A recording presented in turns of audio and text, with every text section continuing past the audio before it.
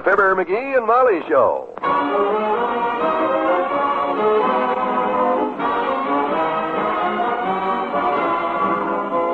NBC and Paper Mate Pens bring you Fibber McGee and Molly transcribed. The show is written by Phil Leslie and Ralph Goodman and directed by Max Hutto.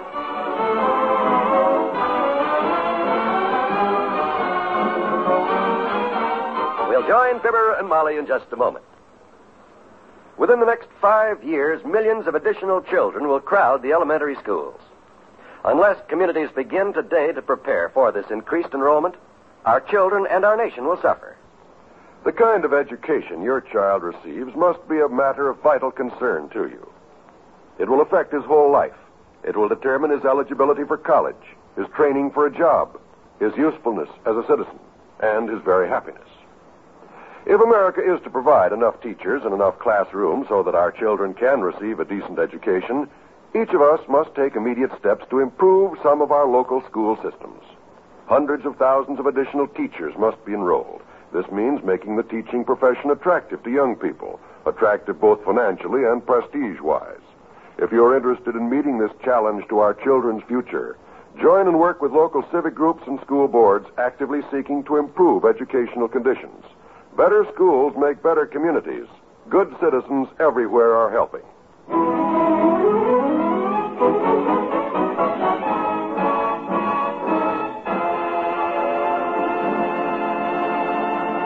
McGee, where are you? In the living room, Molly, studying this picture of mine. He still hasn't given up on that snapshot contest. It's amazing what a $50 prize will do for a man's ambition. He hasn't taken an afternoon nap for 3 days. Running around, snapping pictures. Doggone it, this thing's got me stumped. I thought having the camera shop enlarge it might help, but... Still fooling with that same picture, are you? Well, I hate to give up on this one. There's a mother cat carrying her kittens across the street in this picture somewhere. They were right in front of me when I clicked my camera. And so was that big bus.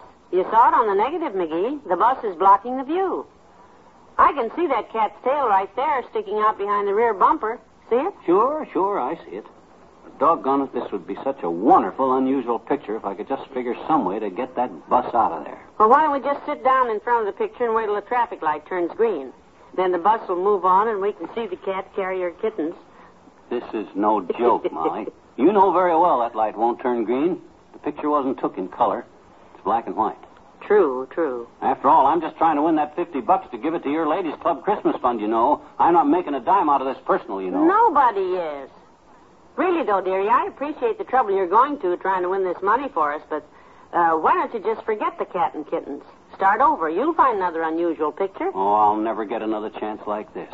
It's such a clear picture, too. Look at them cars. Look at that convertible there. You can even read the license plate. M304J. Look at that sedan next to it. T1076. I'm sorry, sweetheart. Now I've got to go hang out some laundry. Catch the phone, will you? Sure. I'll be out in the backyard if Mabel Toops calls. And downtown shopping if Mrs. Spradley calls. Okay, kiddo. I know what you mean. That old lady Spradley can talk louder and faster than a trapped politician. And she makes about as much sense. Wonder who that is. Come in. Hi, mister. It's me. Oh, hi, Marilyn. Marilyn. Yeah. Aren't you Marilyn Monroe, the movie star? I've been reading a lot about you in the papers lately. Sure nice to meet you in person. I'm not Marilyn Monroe, mister. You're not? No, I'm Teeny. Step into the light here a minute. Well, I'll be darned. You two girls certainly look alike. We do? You're a little shorter, of course. Your hair is brunette, and you still got braces on your teeth, but aside from that, it's sure hard to tell the difference. Gee. Would you tell that to Willie Toops? What you just said about me and Marilyn Monroe? Would you tell him that, mister? Would you? Oh, why, sure, sis. Why do you want me to tell Willie Toops? Then maybe he'll stop calling me Stinky. Oh. Well, I'll put that on my list. Do it the first thing in the morning. Thanks, mister. Hey, I almost forgot what I came to tell you. A man is looking for you, Mr. McGee. A man? A man with a briefcase, like Mr. Wellman's. The one he takes with him when he goes to people's houses to sell them insurance. Oh, now one of them guys. He asked me where you live. Well, I hope you didn't tell him, sis. The hardest thing to get rid of is an insurance salesman. Mama told me never tell a lie. It's naughty. Well, I guess she's right, sis. So I didn't say anything. Mm-hmm. I just stood there and I pointed to Mr. Toops' house. Good girl. Swell, Teeny. Here's a present for you, sis, to show my appreciation. Oh, boy, what is it? It's a picture, Teeny. Snapshot. Picture of a bus with a tail. Oh, The only one of its kind in the world. You see where its tail's coming out of the back bumper there? oh, gee, that's wonderful, I betcha. Mm-hmm. A bus with a tail. I didn't know they had them. They're very rare, sis. Thanks, mister. Hey, Willie, look at this picture Mr. McGee gave me. A bus with a tail.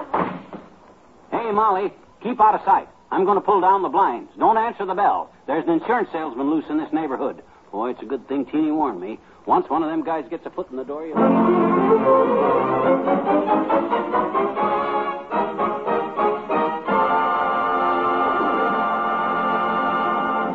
This may come as a bit of a shock to some of us, but do you realize that just 3 weeks from today is Christmas? Yanked. How did it get here so fast?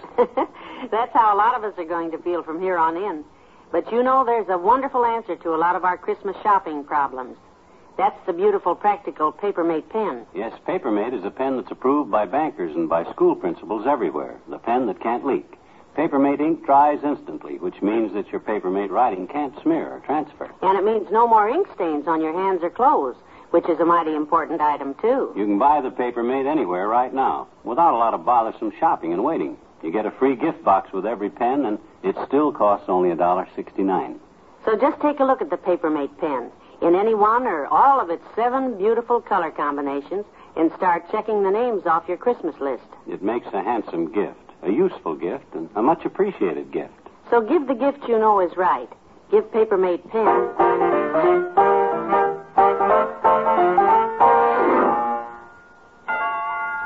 Don't answer it, kiddo. Just let it ring. But that's the 10th time he's pushed that button. Maybe he'll get discouraged and go away. Not an insurance salesman. You know the old saying, there's no one with endurance like the man who sells insurance. He may not be selling insurance, though. We really don't know that. What difference is it? A salesman is a salesman. If you just give him... I can't take any more of this. I'm going to open that door. You'll be sorry, kiddo. Yes? How do you do? I represent... We don't want any, Si. Whatever it is, we got a closet full of it now. Try across the street. I think you'll be interested in what I have to say, Mr. McGee. If I may step inside a minute... Don't cross that threshold, Buster. I'll talk to you where you darn are. I'm a busy man, and I'll give you just 30 seconds. What do you want? Oh, this is going to be tough. Well, sir, I represent the state insurance company. My name is Leslie, Joseph A. Leslie. Here's my card. So what? I have a proposition to discuss with you that'll be to your advantage, so... Same old pitch, huh? Don't you guys ever change the needle? I got all the insurance I need. I'm not trying to sell you any insurance. I merely want to talk to you about... no? Ha! I've heard that routine, too. Think you can throw me off guard, eh? And before I know it, you've got me rode up against fire, theft, tornado, selective service, and hoof and mouth disease. No, sir. You're just barking up the wrong prospect, bud. You just let me explain, sir. I'm sure Good day, Mr. Leslie. I'm not interested. Well, you certainly settled that, didn't you? Or did you? You ring that bell once more, and I'm calling the cops. Yes, I settled it. You got to be tough with them guys, Molly. If you don't, they start following you on the street. I mind one time there was one of them... Mr. Strunk, Mrs. McGee? Oh, hi, Win. No. I was upstairs reading my bird book, and I heard somebody... No, that wasn't Mr. Strunk. That was a man selling insurance, Mr. Wimple. Who's Mr. Strunk? You remember the truck driver friend of Mr. Wimple's we met in the country the other day? Oh, him. We're going to a meeting of our Wistful Vista Bird Watchers Society this afternoon. Oh? Mr. Strunk is picking me up in his truck. That's kind of like picking up a BB in a coal scoop, ain't it? I beg your pardon? Skip it. Strunk's a bird watcher, too, is he? Yes. This is his 3rd year, Mr. McGee, and Otto is no longer a fledgling. He's already won 13 feathers so far. Amazing, I think. He went home from our last meeting with 4 for correctly identifying a blue jay, a marsh wren, a starling, and a roadrunner. Well. And they were all wearing masks, too. He's the only one. Oh, that must be him now. I'll get the door. If you want me, Molly, I'll be out in the backyard. I'm going to burn some old film and stuff. Hello, Mr. Strunk. Come in. Hi, Wallace. Birds fly east. Birds fly west. Wistful Vista birds fly best. Peep, peep. Cheep, cheep. Tweet, tweet. Birds, birds, birds. Watch 'em. Well, that was lovely. Thank you, Mrs. McGee. That's our official greeting. You remember Mrs. McGee, Mr. Strunk. I'll run upstairs and get my... Sure. How could I forget a nice-looking lady like you, eh? Well, thank you. Sit down, Mr. Strunk. Hey, what's this Mr. Strunk stuff? I ain't no bank president or something. Call me Otto. That's what the girls at the packing plant call me. Otto. All right, Otto. And you can call me Mrs. McGee. That's the deal, Miss McGee. You know, there's a blonde down the packing plant's a lot like you. Really? Yeah, that girl's really something. Wow. Her name's Lana. You sure remind me of her. That's very flattering. The foreman's just crazy about that Lana. Well, good for her. Yeah, he says he wishes he had 10 more like her. You know, that girl packs 30 cases of cucumbers a day. Sounds like a talented girl. You're kind of built like her, you know. Good and solid. Kind of powerful like. Well, I never thought of myself as being powerful. Thank you very much. You ever considered packing cucumbers, Miss McGee? You can make good dough, especially if you was fast like Lana. No, Hi, Strunk. What's new? Hi, Mac. I'm just picking Wallace up for the meeting. I was out back burning some junk, Strunk. A lot of old film and stuff from a contest I'm in. Did you clean out your dark room, dearie? The whole mess. I'll take my camera tomorrow and start all over because I'm That reminds me, Mac. Was that insurance guy here to see you? Insurance? You mean that Joseph Wesley? Yeah, that's the jerk. Asked me where you lived. I threw him out. Good thing you did. I knew there was a catch to it. A catch? Yeah. Said he wanted to buy a picture off of Mac here for $75. Somebody seen him took it. I'm ready, Otto. I've got my big book. Quiet, Wimp. What picture, Otto? What picture? Oh, he says a client of his got his car mashed by a convertible yesterday while a cat was crossing the street or something. A cat? 14th and Oak? Yeah, that's it. A convertible? Yeah. Says the convertible got away. And if he could get a picture with a license number on it, he was going to pay the... Hey, Molly, the incinerator, the negative. Oh, no, hurry, quick. Come on. Oh, gracious. You know, Wallace, the more I watch people, the better I like watching birds.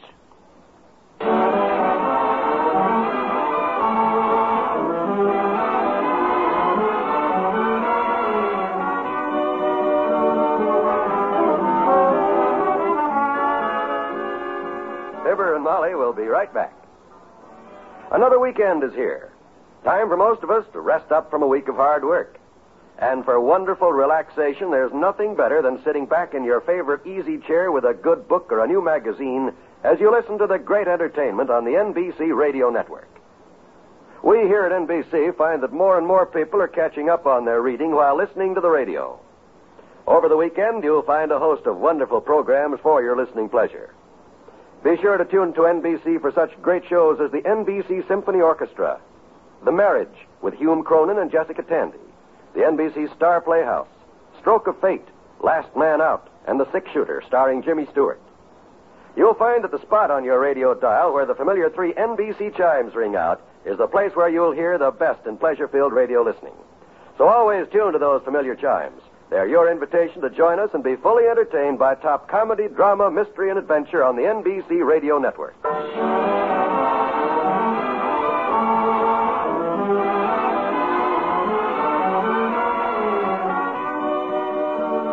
Well, it's Friday again, McGee. Yep. Hope you have a pleasant weekend, everybody. Don't forget to go to church Sunday. We'll see you again Monday.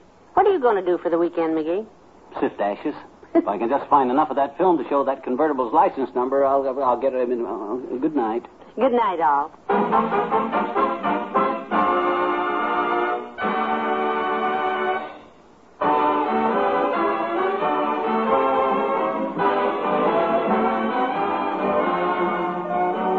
NBC and Paper Mate Pens have brought you the Fibber McGee and Molly program transcribed with Bill Thompson as Wallace Wimple, Jack Moyles as Otto, and Bob Bruce as the insurance man. This is John Wald inviting you to be with us again next Monday night for another visit with Fibber McGee and Molly.